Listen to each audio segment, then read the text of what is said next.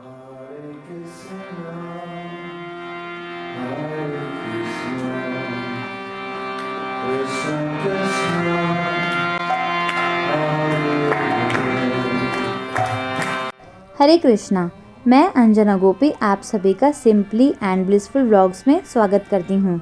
और इस वीडियो के माध्यम से आप जानेंगे कि रात्रि में हम कौन कौन सी भगवान की सेवाएं भगवान को सुलाने से पहले कर सकते हैं, जिससे कि मंगल आरती करना हमारे लिए सुलभ हो जाए। तो चलिए इस वीडियो को स्टार्ट करते हैं। रात्रि के समय मैं ठाकुर जी को 8 बजे शयन करवा देती हूँ और उससे पहले मैं यहाँ पर तैयारियाँ कर रही हूँ। आप देख सकते हैं कि मैं भगवान के नेक्स्ट डे के लिए कपड़े निकाल करके रख रही हूँ। और यदि आप सुबह चेंज करते हैं ठाकुर जी के कपड़े तो आप भी इस तरह से निकाल के रख सकते हैं। इससे क्या होगा, अगर आप सुबह जब ठाकुर जी को उठाएंगे तो आपको पता होगा कि आपको ठाकुर जी को ये वाले वस्त्र पहनाने हैं। तो आप देख सकते हैं एक प्लेट में मैंने मॉर्निंग के ठाकुर जी के वस्त्र निकाल करके इस प्रकार से रख दिए हैं। इससे सुबह का जो कार्य है मेरे लिए बहुत ही आसान हो गया है। मुझे ढूंढना नहीं पड़ेगा और मुझे सोचना भी नहीं पड़ेगा कि मैं कौन से वस्त्र भगवान को पहनाऊंगी। और इसके बाद आप देख सकते हैं जितने भी यहाँ पर आप देख रहे हैं फूल है, सब के सब मैं यहाँ से अभी उठा लूँगी, क्योंकि अभी मैं भगवान को सुलाने वाली हूँ। तो आप सभी को पता है ये पारिजात वृक्ष के पुष्प हैं और इस प्रकार से ये सभी के सब मैं उठा लूँगी। और यहाँ पर आप देखेंगे थोड़ी देर के बाद कि मैं यहाँ पर क्लीनिंग भी कर लूँगी। तो इस तरह से यदि हम रात को ये सब सेवाएं कर लेते हैं तो मॉर्निंग में हमारे लिए जो काफ़ी सारी जो सेवाएं हैं उनको करने का हमें मौका मिलता है। और ये छोटी छोटी जो सेवाएं हैं हमें रात्रि में ही करके सोना चाहिए। तो यहाँ पर आप सभी देख सकते हैं कि मैंने ठाकुर जी के सारे जो भी पुष्प थे सभी उठा करके एक प्लेट में अलग से रख दिए हैं। और यहाँ पर अभी आप देख सकते हैं ठाकुर जी के सारे जो आरती के बर्तन हैं इन्हें मैं जो ठाकुर जी के किचन में लेके आ चुकी हूँ, इन्हें मैं अच्छी तरह से अभी साफ़ करूँगी। तो मैं पीताम्बरी से साफ़ कर रही हूँ। और पीताम्बरी से साफ़ करने में एक थोड़ा सा ड्रॉबैक ये आता है कि आपके जो हाथ होते हैं ना वो काले हो जाते हैं। तो यदि आपके जो हाथ काले हो जाते हैं तो आप रबड़ के जो ग्लव्स आते हैं ना, ये कोई भी ग्लव्स जो होते हैं, जो पॉलीथीन के ग्लव्स भी आते हैं, वो पहन करके आप इन बर्तनों को अच्छी तरह से धो सकते हैं। लेकिन मेरे शायद हाथों को अब आदत पड़ चुकी है तो मेरे हाथ अब काले भी नहीं होते हैं। और भी बहुत सारे तरीके हैं पीताम्बरी के अलावा जिससे कि हम ठाकुर जी के बर्तनों को साफ़ कर सकते हैं। इवन मैंने देखा है कि जब लॉकडाउन हुआ था तब उस समय पे पीताम्बरी ख़त्म हो गई थी और इतनी इजीली मिल भी नहीं रही थी। तो उस समय पे जो लिक्विड होता है ना, जिससे हम डिश वॉशर कहते हैं, वो वाला लिक्विड से हमने साफ़ किया था, वो भी बहुत अच्छे से चमक गया था। या फिर आप इमली का पानी जो होता है ना वो भी यूज़ कर सकते हैं। मैंने कभी यूज़ नहीं किया है लेकिन नींबू का यूज़ मैंने किया है। नींबू से बहुत ही अच्छे से बर्तन चमक जाते हैं। बट सबसे जो बेस्ट रिज़ल्ट मैंने देखा है जो पीताम्बरी से ही आता है। तो चलिए अभी हम पीताम्बरी से अच्छी तरह से अपने ठाकुर जी के बर्तनों को एकदम चमका लेते हैं, क्योंकि ठाकुर जी के बर्तन जब चमकते हैं तो आरती करने में भी बहुत अच्छा लगता है। और भगवान के बर्तन को हमेशा हमें नीट एंड क्लीन रखना चाहिए, एकदम जो ठाकुर जी के बर्तन चमचमाते रहने चाहिए। तो इस तरह से अगर हम डेली क्लीन कर लेते हैं ठाकुर जी के बर्तन तो वो हमेशा ही साफ़ रहते हैं। और आप सभी के साथ मैं एक चीज़ शेयर करना चाहती हूँ। जैसे कि आप मॉर्निंग में मंगल आरती करते हैं, ठीक है, उसके बाद आप ना उसी समय पे जब मंगल आरती समाप्त हो गई है, सब कुछ हो गया है, तो उसी समय पे यदि आप फिर से बर्तन अच्छे से वॉश कर लेते हैं ठाकुर जी के तो ये बिल्कुल ही नए जैसे बने रहते हैं और हमेशा ही चमचमाते रहते हैं। जबकि ये मैंने अपनी लाइफ में अभी अपनाया नहीं है, लेकिन हाँ मैंने नए साल पे ये भी रेजोल्यूशन लिखा है कि जैसे ही ठाकुर जी की आरती समाप्त होगी वैसे ही मैं क्या करूँगी, भगवान के बर्तन धो के अच्छी तरह से पोंछ के सुखा कर रख दूँगी। तो आप भी इसे अपने इम्प्लीमेंट में लेके आ सकते हैं। तो यहाँ पर आप देख सकते हैं पीताम्बरी से मैंने इसे अच्छी तरह से एक बारी मांज दिया है।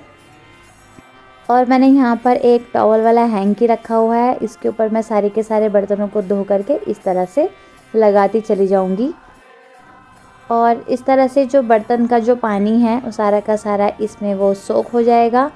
और फिर इसके बाद हम इसे अच्छी तरह से एक बारी पोंछ भी लेंगे ताकि और यहाँ पर मैंने जो काउंटर टॉप का जो पानी है अच्छी तरह से क्लीन कर दिया है। और अभी हम जो है ना इन बर्तनों को अच्छी तरह से पोंछ लेंगे, क्योंकि अगर आप ऐसे ही धो करके रख देंगे ना नाइट में और सोचेंगे कि चलो सुबह तक तो सूख ही जाएंगे, तो आप देखेंगे कि इनके ऊपर हल्के हल्के से स्पॉट्स पड़ जाएंगे, पानी के ही दाग पड़ जाएंगे। तो इसी तरह से अच्छी तरह से इसको पोंछ करके आप रखिए, तो आप देखेंगे जैसे ये अभी लग रहे हैं मॉर्निंग में भी बिल्कुल ऐसे ही चमकते रहेंगे। तो यहाँ पर मैं आपको दिखा रही हूँ कि देखिए कितना शाइन कर रहा है। और इस तरह से आप इनको अलग से रखते जाइए और मॉर्निंग में इन्हें यूज़ करना हमारे लिए बहुत ही ज़्यादा आसान हो जाएगा। और बहुत सारे ऐसे प्रश्न भी आए हैं कि क्या माता जी जो मंगल आरती के जो बर्तन होते हैं ठाकुर जी के और जो तुलसी आरती के जो बर्तन हैं वो अलग अलग होते हैं? तो बिल्कुल अलग अलग आप रख सकते हैं। तो आप यहाँ पर देख सकते हैं कि 2 मेरे पास दीपक वाले हैं और 2 मेरे पास प्लेट्स हैं, है ना। तो 2 प्लेट्स इसलिए हैं क्योंकि एक जो बड़ी वाली जो आपके सामने रखी है ना, ये मैं मंगल आरती में यूज़ करती हूँ ठाकुर जी के लिए। और एक मैंने देखा था ना छोटी वाली डिज़ाइन वाली जो है वो मैं यूज़ करती हूँ, जो मैं अभी पहुँच रही हूँ ये वाली, ये मैंने रखी है तुलसी महारानी की आरती के लिए। तो आप इस तरह से यूज़ कर सकते हैं। तो चलिए अभी ये बर्तन तो हमारे अच्छी तरह से मैंने सुखा दिए हैं और यहाँ पर आप देख लीजिए उनकी एक लुक।